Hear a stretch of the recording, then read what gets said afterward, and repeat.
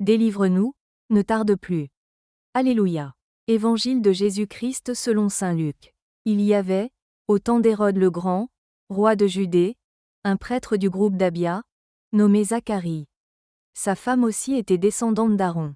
Elle s'appelait Élisabeth. Ils étaient l'un et l'autre des justes devant Dieu, ils suivaient tous les commandements et les préceptes du Seigneur de façon irréprochable. Ils n'avaient pas d'enfants, car Élisabeth était stérile et, de plus, ils étaient l'un et l'autre avancés en âge.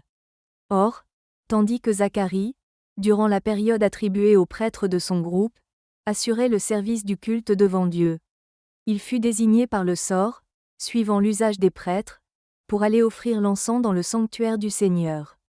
Toute la multitude du peuple était en prière au dehors à l'heure de l'offrande de l'encens. L'ange du Seigneur lui apparut, debout à droite de l'autel de l'encens. À sa vue, Zacharie fut bouleversé et la crainte le saisit. L'ange lui dit : « Sois sans crainte, Zacharie, car ta supplication a été exaucée. Ta femme Élisabeth mettra au monde pour toi un fils, et tu lui donneras le nom de Jean.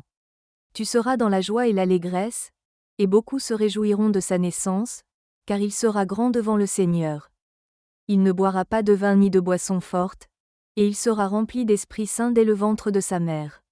Il fera revenir de nombreux fils d'Israël au Seigneur leur Dieu. Il marchera devant, en présence du Seigneur, avec l'esprit et la puissance du prophète Élie, pour faire revenir le cœur des pères vers leurs enfants, ramener les rebelles à la sagesse des justes, et préparer au Seigneur un peuple bien disposé. » Alors Zacharie dit à l'ange : « Comment vais-je savoir que cela arrivera ? Moi, en effet, je suis un vieillard et ma femme est avancée en âge. » L'ange lui répondit : « Je suis Gabriel et je me tiens en présence de Dieu. J'ai été envoyé pour te parler et pour t'annoncer cette bonne nouvelle. Mais voici que tu seras réduit au silence et, jusqu'au jour où cela se réalisera, tu ne pourras plus parler, parce que tu n'as pas cru à mes paroles. Celles-ci s'accompliront en leur temps. » Le peuple attendait Zacharie et s'étonnait qu'il s'attarde dans le sanctuaire. Quand il sortit, il ne pouvait pas leur parler, et ils comprirent que, dans le sanctuaire, il avait eu une vision. Il leur faisait des signes et restait muet. Lorsqu'il eut achevé son temps de service liturgique, il repartit chez lui. Quelque temps plus tard, sa femme Élisabeth conçut un enfant. Pendant 5 mois, elle garda le secret. Elle se disait : « Voilà ce que le Seigneur a fait pour moi, en ces jours où il a posé son regard pour effacer ce qui était ma honte devant les hommes. » Acclamons la parole de Dieu.